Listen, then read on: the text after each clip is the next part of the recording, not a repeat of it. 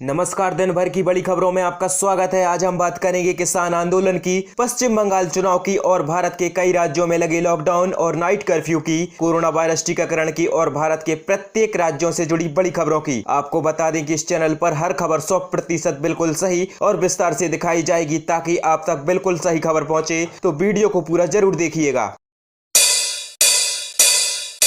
राकेश टिकैत ने बताया कब होगा समस्या का समाधान, कहां सड़क से उठेगी आवाज। मोदी सरकार के कृषि कानूनों के खिलाफ किसानों का आंदोलन जारी है। इस बीच भारतीय किसान यूनियन के प्रवक्ता राकेश टिकैत ने गुरुवार को कहा कि इस साल के लास्ट तक इस समस्या का समाधान हो जाएगा।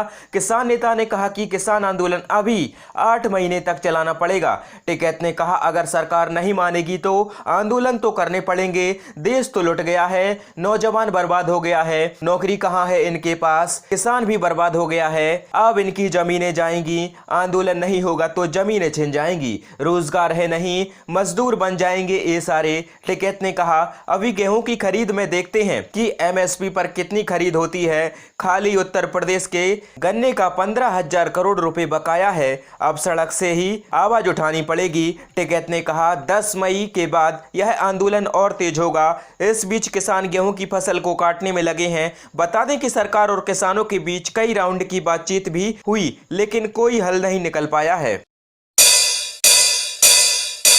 मंत्री को घर जाकर कोरोना का टीका लगाने वाले स्वास्थ्य कर्मियों को किया गया सस्पेंड। कर्नाटक के कृषि मंत्री बीसी पाटिल और उनकी पत्नी को घर पर कोरोना वायरस का टीका लगाने के मामले में स्वास्थ्य कर्मियों को सस्पेंड कर दिया गया है। स्वास्थ्य कर्मियों का घर जाकर वैक्सीन लगाना टीकाकरण मानदंडों का उल्लंघन माना गया है। स्वास्थ्य कर्मियों के निलंबन को लेकर 26 मार्च को जारी आदेश में स्वास्थ्य और परिवार कल्याण आयुक्त डॉक्टर केबी त्रिलोक ने कहा कि वह ड्यूटी में लापरवाही बरतने के आरोप में लंबित जांच तक हावेरी जिला स्थित हिरेकेर तालुक के स्वास्थ्य अधिकारी डॉक्टर जेडार मखदर को निलंबित कर रहे हैं। आदेश में आगे कहा गया है कि बार बार ट्रेनिंग और निर्देश देने के बावजूद मंत्री के घर पर जाकर टीका लगाया गया है। आयुक्त ने अपने आदेश में स्वास्थ्य अधिकारी को तब तक कार्यस्थल नहीं छोड़ने को निर्देश दिए हैं जब तक जांच पूरी नहीं हो जाती। बता दें कि कर्नाटक के कृषि मंत्री बीसी पाटिल ने 2 मार्च को कोरोना वायरस का टीका लिया था। उनके साथ उनकी पत्नी ने भी वैक्सीन की पहली खुराक ली थी। अब लगभग 1 महीने बाद इस मामले में स्वास्थ्य कर्मियों को निलंबित करने की कार्रवाई हुई है। बीजेपी नेता की गाड़ी में मिली ईवीएम मशीन, राहुल गांधी बोले ईसी की गाड़ी खराब या भाजपा की नीयत खराब। प्रियंका ने भी कसा तंज। कांग्रेस ने असम में भाजपा के एक विधायक के वाहन से कथित तौर पर इलेक्ट्रॉनिक वोटिंग मशीन यानी ईवीएम मिलने के बाद शुक्रवार को निर्वाचन आयोग को निशाने पर लिया है। पार्टी के पूर्व अध्यक्ष राहुल गांधी और उनकी बहन प्रियंका गांधी वाड्रा ने भी बीजेपी को सवालों के घेरे में लिया है। राहुल गांधी ने कहा है कि भाजपा की नीयत खराब है और लोकतंत्र की हालत खराब है।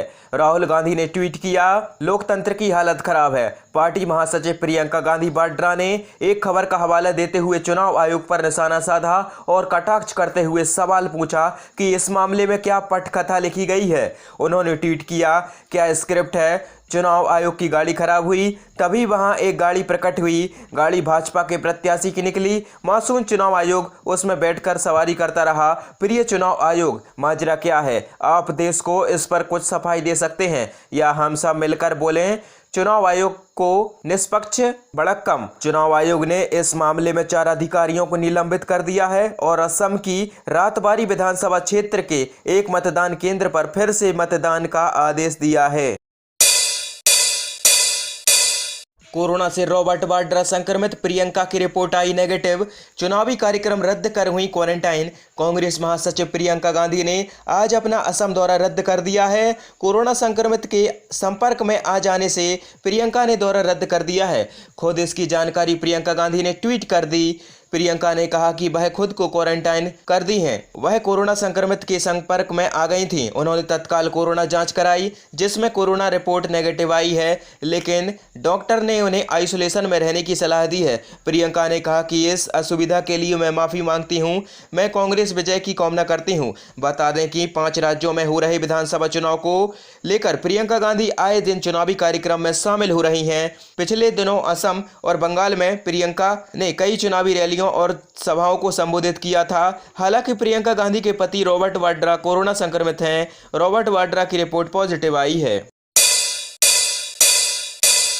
बिहार में महंगा हो जाएगा सफर। प्राइवेट के बाद अब सरकारी बसों का भी बढ़ने वाला है किराया। बिहार में अब इसी माह में सरकारी बसों का भी किराया बढ़ने वाला है। प्रदेश में डीजल से चलने वाली सरकारी बसों का किराया बढ़ेगा। बिहार राज्य पथ परिवहन निगम ने बसों का किराया बढ़ाने का प्रस्ताव परिवहन विभाग को दे दिया है। किराए में कितने की वृद्धि हो, यह किराया निर्धारण कमेटी तय करेगी। जल्द इस कमेटी की बैठक होगी। नया किराया दर अप्रैल से लागू होगा। डीजल की बढ़ती कीमतों के मद्देनजर निगम ने बसों का किराया बढ़ाने का निर्णय लिया है। नियमानुसार निगम द्वारा इस बाबत राज्य परिवहन आयुक्त को प्रस्ताव भेजा गया है। राज्य की निजी बसों के किराए में हाल ही वृद्धि हुई है। निजी बसों के संचालक संघ ने 20% किराया बढ़ाया है। राज्य में यात्री बसों की संख्या लगभग 60,000 है। किराया बढ़ाने के पीछे संघ का तर्क था कि डीजल के अलावा टोल टैक्स में वृद्धि हुई है, साथ ही बसों का मेंटेनेंस महंगा हो गया है। कर्मचारियों को रखने में पूर्व की तुलना में अधिक पैसों का खर्चा करना पड़ रहा है। कोरोना की वजह से फिर बंद होंगी ट्रेनें। मुंबई अहमदाबाद तेजस पर 1 महीने तक ब्रेक। देश भर में कोरोना वायरस के बढ़ते मामलों के बीच भारतीय रेलवे ने मुंबई सेंट्रल से अहमदाबाद के बीच चलने वाली तेजस एक्सप्रेस का संचालन 1 महीने के लिए बंद कर दिया है। रेलवे ने ट्वीट कर खुद इसकी जानकारी दी है।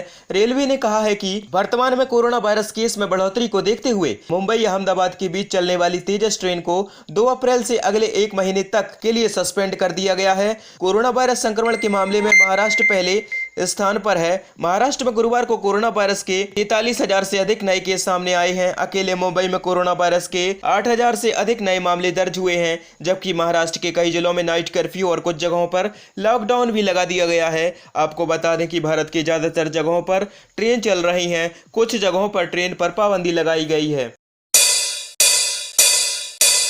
कोरोना के खौफ से उत्तर प्रदेश सरकार का फैसला, कक्षा 8वीं तक के स्कूल 11 अप्रैल तक रहेंगे बंद। उत्तर प्रदेश में कोरोना की दूसरी लहर से बढ़ रहे कोविड मरीजों को देखते हुए कक्षा 8 तक के स्कूल 11 अप्रैल तक बंद कराने के आदेश दे दिए गए हैं। स्कूल शिक्षा महानिदेशक विजय किरण आनंद ने बताया कि प्रदेश में बढ़ते कोरोना संक्रमण के मद्देनजर यह निर्णय लिया गया है। गौरतलब है कि देश में कोरोना वायरस महामारी के मामलों में लगातार बढ़ोतरी हो रही है। महाराष्ट्र सहित 7 राज्यों में संक्रमण में जबरदस्त वृद्धि है और सरकारों को सख्ती बरतनी पड़ी है। कोरोना के बढ़ते मामलों ने एक बार फिर कई राज्य में स्कूल, कॉलेज, विश्वविद्यालय समेत तमाम शिक्षा संस्थानों को बंद किए जाने की स्थिति में पहुंचा दिया है। कोरोना के घटते मामलों के बीच इन्हें खोला गया, लेकिन अब फिर से बंद करना पड़ गया है, जबकि कई राज्य में स्कूल और बोर्ड परीक्षाएं रद्द कर दी गई हैं। उधर दिल्ली सरकार ने भी सभी स्कूलों को निर्देश जारी कर दिए हैं कि वे अगले आदेश तक नए सत्र में किसी भी कक्षा के छात्रों को ना बुलाएं। शिक्षा निदेशालय ने गुरुवार को नोटिस जारी कर कहा कि शैक्षणिक सत्र 2021-22 के लिए पढ़ाई ऑनलाइन कराई जाएगी। आदेश के मुताबिक शैक्षणिक सत्र